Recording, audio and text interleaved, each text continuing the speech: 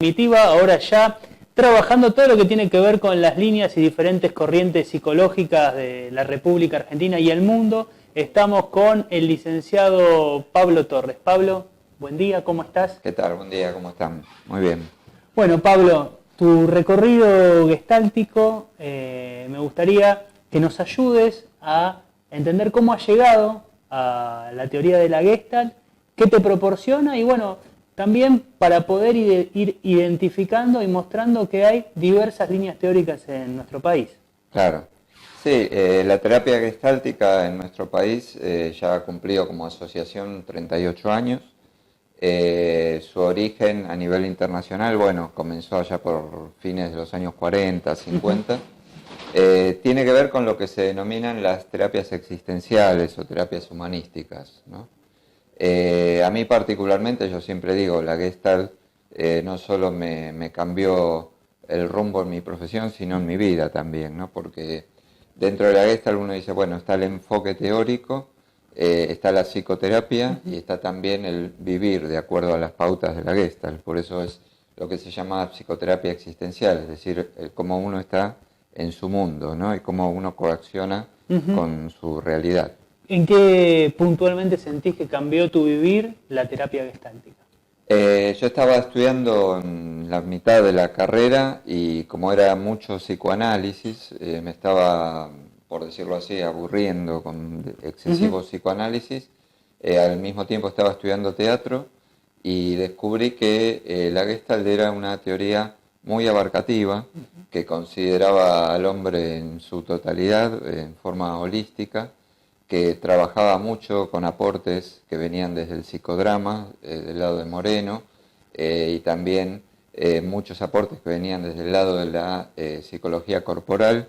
Entonces me resultó muy integradora y yo, que estaba dejando la carrera en ese momento, retomé cuando conocí la Gestalt, ¿no? A partir de allí me empecé a formar a través de distintos cursos, seminarios. ¿En qué año era esto? Y esto era el año 86, o sea, yo comencé la carrera cuando regresa la democracia, ¿no? En donde la psicología en sí se comienza a posicionar, de hecho no era facultad en la UBA, yo cursé en la UCA, que era una de las pocas universidades privadas que había, y allí dentro de la UCA, bueno, también conocí la Gestalt, digamos, ¿no? ¿Cuál era la capacidad o la oferta académica que había en esos años en relación a la Gestalt? Era poco lo que había, de hecho cuando muchas veces yo menciono que en el año, por eso, 85, 86, conocí esto en la UCA, me dicen, ¿cómo en la UCA? Porque ya de por sí, decir, en la UCA haber trabajado con la Gestalt había muy poco, estaba la Asociación Gestáltica que había comenzado en el año 80, pero después no había muchas otras ofertas. Estaba la doctora Adriana Schneik, que es chilena, conocida como La Nana, que cada tanto traía acá los seminarios y los talleres. De hecho, yo en aquel momento participé de algunos de los talleres. Ella ahora es la presidenta honoraria, digamos, de la asociación, sigue viviendo en Chile. Pero era poca la oferta que había. Había algunos cursos así aislados, pero no estaba tan desarrollado como es ahora, que hay diferentes lugares para poder estudiar. ¿Sí?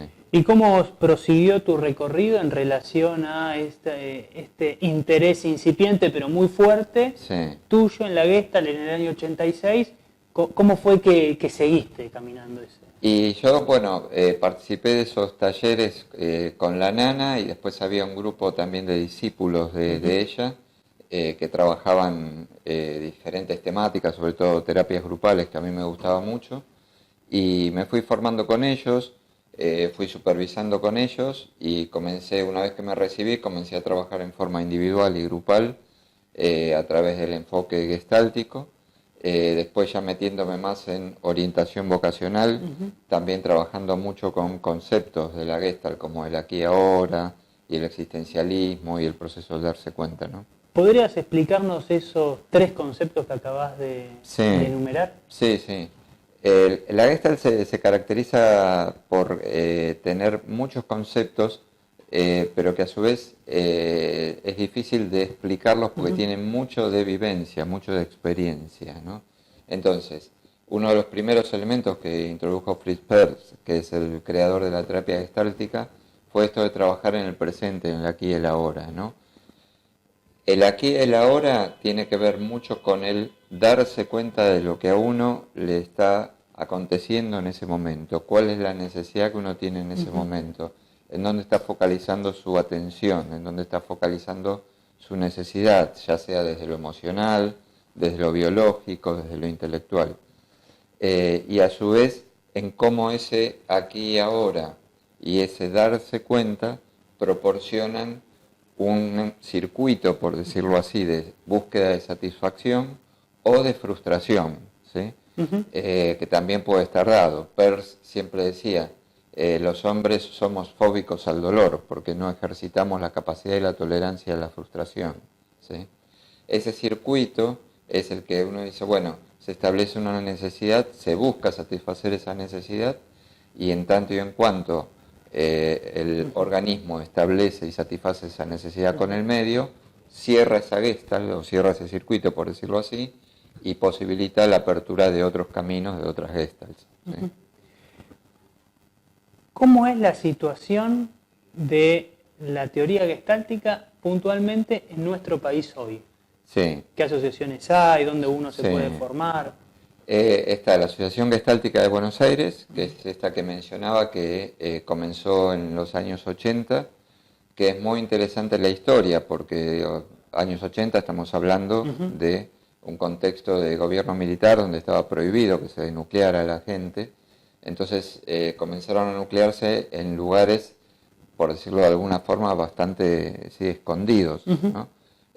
Para poder ir trabajando. Entonces, es la asociación que más desarrollo tiene hoy en la actualidad en el país. Funciona en colegiales en la calle Delgado. Y el proceso, digamos, de formación allí son 3 años, el posgrado, en orientación clínica o organizacional, ¿sí? Después está una asociación que es la Asociación de San Isidro también, que funciona en la zona de Belgrano. Después hay una asociación en Rosario, es decir, hay diferentes lugares donde esto se nuclea, ¿no? Bueno, retomando esta cuestión, sé que has recorrido el país varias veces haciendo talleres, charlas de psicoeducación, talleres de reflexión, todo esto apuntado y enfocado desde la teoría gestáltica. ¿Cómo fue la experiencia y qué conceptos has trabajado en estas charlas? Sí, bueno, yo también trabajo para la Fundación Padres, que es una fundación que ya tiene más de 15 años en el país, y allí trabajamos con padres y con adolescentes, ¿no? En diferentes temáticas, los límites, la prevención de adicciones y demás, educación sexual, ¿sí? Y la ventaja y el aporte que uno tiene también al poder trabajar desde la Gestalt en esto es poder trabajarlo de un modo vivencial los talleres, es decir, que no se transformen en una clase, que uno diría así, en relación a los padres y que los padres sean participantes pasivos, sino que también puedan interactuar, ¿sí? En el trabajo que uno va realizando y en donde también se pongan en juego sus expresiones, sus emociones, sus sentimientos. Entonces, de algún modo, uno puede ahí también ir coordinando con diferentes tipos de recursos en el aquí y ahora en esos talleres, ¿sí? ¿Estás por hacer algún tipo de curso, dictar algún tipo de curso? Sí, estamos proyectando para realizar acá en Martínez, con nuestro colega conocido, con Mariano Murachol, en el instituto, perdón, el consultorio de él, unos talleres sobre los sueños, porque los sueños en terapia gestáltica son uno de los elementos más diferenciadores respecto a otro tipo de terapia, porque se los considera, se los denomina mensajeros existenciales, ¿no? Dado que guardan de algún modo una clave, un secreto, un código, y son siempre elementos positivos, ¿sí? ¿Podrías ahondar un poco más? Porque es realmente muy interesante esto que estás planteando. Claro, los sueños desde terapia gestáltica se trabajan como aquellos elementos que nos indican, nos orientan y hasta nos compensan determinadas sensaciones o pensamientos que en la vida diaria tal vez no lo tenemos muy claro, ¿no? y los diferentes temas que soñamos, las diferentes personas que soñamos, los diferentes lugares que soñamos, son, por decirlo así, en forma técnica, proyecciones, es decir, son partes de uno puestas en esos elementos. Cuando a través de un trabajo del análisis del sueño y de la dramatización, porque se trabaja en forma psicodramática, el sueño, el paciente reincorpora esos elementos, eso le brinda una serie de herramientas y estrategias y puntos de apoyo importantes, muchas veces hasta para tomar decisiones, ¿sí?, en lo que es su vida o reorientar su vida. ¿Sí? Bueno, pero muy interesante. ¿Qué fecha están realizando esto? Y esto estamos pensándolo a partir de mayo. Bueno, sí.